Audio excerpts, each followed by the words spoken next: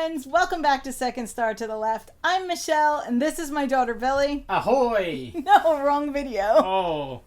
And here's where we'll share board game reviews, ramblings, and a few wrong turns along the scenic route.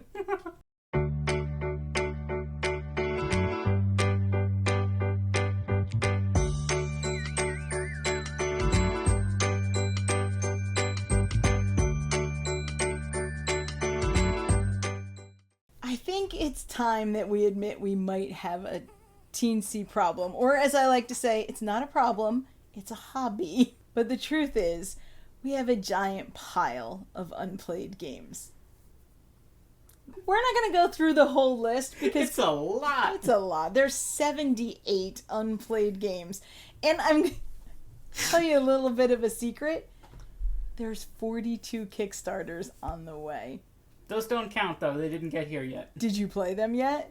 But they didn't get here yet. But they will count. Then every game counts that's out there, even if we didn't buy it No. yet. We already bought these. But they didn't get here yet. Okay. They're not on the shelf of shame. They're not on the shelf of shame, but they're creeping up to the shelf of shame. And on top of that, we are headed to PAX Unplugged in December. Woo! So, that'll be super fun. And if you want to say hi, shoot me a message. We'll see if we can say hi somewhere. I'll be there, too. I'm going to this one. But all of that means that we're also quickly running out of places to put these games. And that means we need to be a little bit more careful about what's coming in. And despite what Billie thinks, we also need to start thinking about what's going out. So we're going to... Yeah, see? Billie's even being forced to admit it. Yeah, a little. Only because if that pile fell on us, we would actually die. So we're going to talk about the top 3-ish games that we want to take off that shelf of shame in the near future. And our idea Why do you say 3-ish? I might have an extra one. Or 2. Oh. We're going to talk about our plan heading into PAX. So we can start with the plan because that's pretty easy. And that is a pretty simple 2-part plan of 1 in, 1 played. So nothing else can come in unless we have played something off of that table. I think that needs a better name. Come up with a better name. No. Okay. We're not going to have a no buy ban because that seems to not work. But we're going to have a no impulse buy ban, which means we don't just watch a video from someone that we love about a game that looks really interesting and then order it while the video is still playing. Not that we do that. No, of course, that would be crazy. Who would do that? Who could do such a thing? So that's kind of our plan to keep the games from coming in. I can do nothing about the Kickstarters that are on their way. These things happen. And every time I say, I'm not going to back another Kickstarter, someone makes a really good game and I have no choice. I am backed powerless. like 2 in the last 2 days. But they're RPGs, right? One is, I think one was some sort of book. Okay, so those are yours, and they don't go on that table, so they do not count. So, while we are not going to talk about all of those games, I will show you a quick picture. And keep in mind that those games... See the picture. Look harder. Oh, there it is! But keep in mind that what you're seeing in the front is just the first stack, and there's another stack behind them on that table. Yeah. So, actually, I think there's 3 rows now. No. So we're going to talk about our top 3-ish games that we want to get played before PAX Unplugged. Is that fair? Yes. Okay. Probably. We'll see if we could do it. When is PAX Unplugged? December, right? Yeah, early December. So maybe. We got this. Unless we buy too many new ones first. We're not buying. See, that's the whole point. We're not buying them. These aren't in any order. And for me, a lot of them are for spooky season because they're games that came in that are good for this time of year and I really want to get them played. So I want to talk about an honorable mention. I also have an honorable mention. You I thought do? of it while we were sitting here because you cheated, so I figured I should get one. Everybody gets an honorable mention. For me, the honorable mention is going to be Don't Go In There, which we backed on Kickstarter, mostly because the box turns into a dice tower. And then I found out that the dice glow in the dark, which is just nifty and cool, although I don't think you'll be playing in the dark. Basically, you're a group of teenagers who have wandered into a haunted house and you're trying to get out and you're trying to puzzle that out.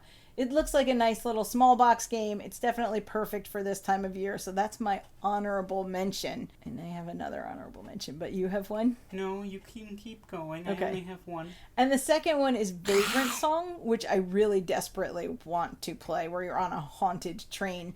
However, I think it will be more difficult for us to get that to the table. So I'm not putting that on the list of things that we definitely have to play before we get there. I had wanted to pick up Vagrant Song for a really long time, and we finally got a copy. I'm just not sure I'm going to get it to the table like in the next month, because I'm going to have to be the one that learns it. So that's why it's an honorable mention instead of one that I really, really want to get to the table. Okay, you have an honorable mention. My honorable mention is a bit of a throwback to one of our earlier videos. That's right, we made a video about it and still haven't played it. B-movies. It's also not one of our more popular videos. No, that didn't go anywhere. So it's okay if you haven't seen it. One of our first 5 or 6 videos, whatever. That requires more people, so we have to talk That's more been people the main into play. roadblock. Yeah. A lot of times that is the stumbling block for games that don't get played, is that we need more people to play them. And sometimes even when we get people to come and play, it's not always those games that get played, because people want to play games that we know how to play and teach them. So getting more people around the table is sometimes tricky. Mm-hmm. Okay, so now we have 3, right? And these are in no particular order. No, they're definitely not in order. So what is the first one that you think that we're going to get played? We didn't talk about these, by the way, so I don't know if there's crossovers. There might be. One of the 3 that you want to get played between now and PAX Unplugged. What you got? Windward. I know we're going to do just pictures for most of these, but I think we should get the box for Windward. Windward? Squidward. Squidward. Just so you folks can see how massive this thing is. And how if we dropped it, you could, like, break a foot.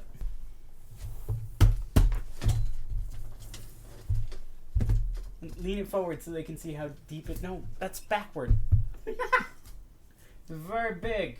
It's a big one. Also, it's one that Billie has to learn. So, hey, if you want to play this, that one's on you. Airships. It is airships, and the map on this looks amazing. You're trying to become master of the skies by hunting leviathans. So everything about this is in Billie's wheelhouse. Airships and sky whales. It's my thing. Fingers crossed, but I think that might be ambitious for what we play before we go to PAX. My first one is The Hunger, which is kind of similar to Clank, but with vampires. The second I saw this game, I needed to have it. I like the idea of the press your luck deck building with Clank. I liked the deck building with a board, which when Clank came out was kind of a newer thing. I like the theme way better with The Hunger, right? Trying to get out and eat and then get back to the castle before sunrise. All of that seems much more appealing to me. And this time of year, it's kind of the perfect theme. Billie likes the theme from Clank, I like Clank more. It's like a D&D party. I know, but this is vampires. We're still going to play it, and then we can decide which one we like better. And knowing Billie, we will wind up keeping both of them. But this kind of deck building, press your luck game, it was a lot of fun. In Clank, I just think that the theme in The Hunger works much better, and I love the art in that game. It's so cool. You're willing to play it, though, right? Of course. Okay. It looks fun. It does. All right. What's your next one? Anno 1800.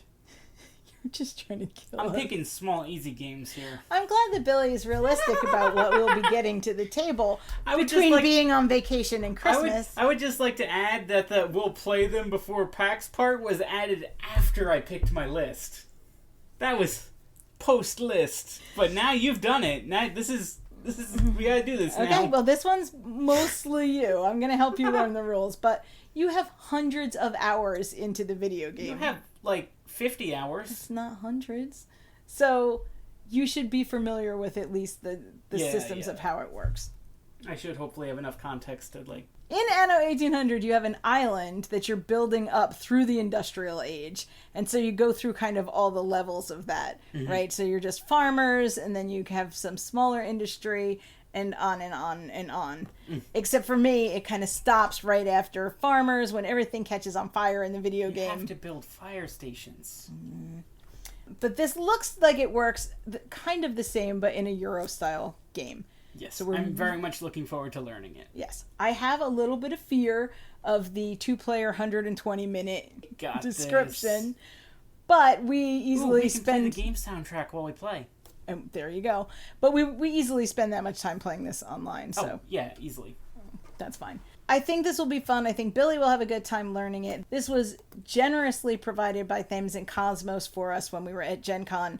Once we told them how much Billie loved the video game, they were happy to give this to us. So we're really looking forward to playing it and letting you know if Billie loves the board game as much as she loves the video game. Next on my list is Dead and Breakfast. Dead and Breakfast. How'd that get over here? That was on the shelf. Dead and Breakfast is a tile placement game, so Billie and I are already inclined to like it. But it's a tile placement game where you are building haunted hotels and then scoring points for scaring guests and connecting a maze of vines to create the best display of flowering poison ivy. It sounds like everything we love in a tile placement game, but with spooky stuff. Plus, the art is adorable. It's a nice small box, although it's heavy. It is filled to the brim with haunted tiles. And this game only takes about 45 minutes with 2 players. Again, that's pretty much our sweet spot. So this is one that I'm sure that we will get to the table before PAX Unplugged. My next pick is Twilight Inscription.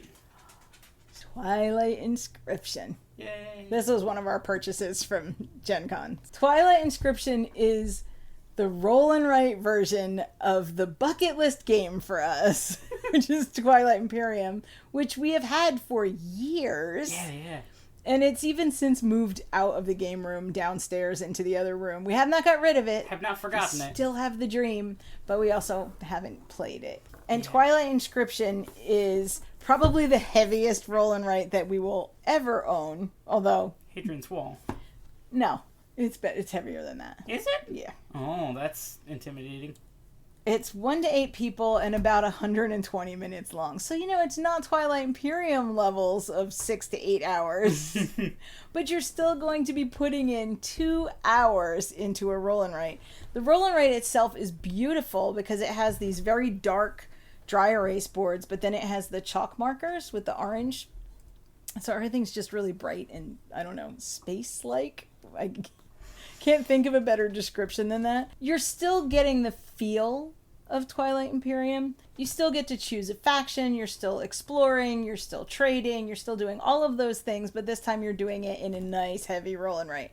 I looked this over and it actually looks less confusing than I thought it would. It's a big game, but it seems to make a sense, right? There seems to be combos that make a kind of sense. In much the same way that Hadrian's Wall looks like this very big, overwhelming game, but once you sit down and learn the sheets, it makes a kind of sense. So I am hopeful that this one will get to the table.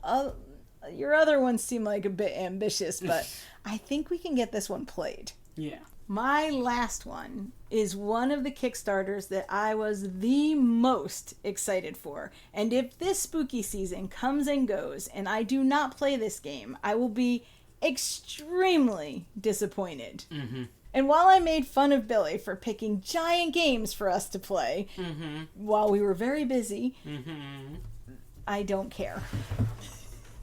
I want to play my father's work. I've been looking forward to playing this game over a year, at least over a year. If you go back and look at like what Kickstarters we're most excited for, this tops the list almost every time. The components in this are spectacular, and you're playing through this journal. You're playing this game over 3 generations and passing down your information about the monsters that you could create over those 3 generations. And you interact with the townspeople. Do you make them angry with you? Are they coming at you with pitchforks and torches? It feels to me, especially the cover, It feels to me like Young Frankenstein, the board game. And while I'm sure that it is meant to be more serious than that, I am also sure that that is how we will play it. Yeah, probably. And that we will quote the movie the entire time that we are playing it. If there was a game that felt more Halloween-y than this for me this year, I don't know what it is. I think this has to be it. So, of all the big giant games that we are going to attempt, this one is the one that I would be the saddest if we did not get it to the table sometime during the next month or so. Yeah. Are there games in that picture that you want to see us take off the shelf? Are there games that you're waiting for us to get off the shelf? Let us know in the comments. We might play those next. Or you can join our Patreon if you want to or are able, and sometimes we throw in there polls for what do you want us to play next? What would you like us to review? So even though we did not share with you every single game on the list, we did come clean about how many there are and how many are coming in. What does your unplayed game shelf look like? Let us know. What are you looking to play between now and December? Maybe we can work on that together. Thank you for watching. If you like what you see, Or if you'd like to keep watching until we get one right. then please like, subscribe, and share. If you want to follow us elsewhere on social media, including in our Discord where we can talk about these unplayed games, all that information will be down below. As always, open tables, open minds, and play yourselves. Bye!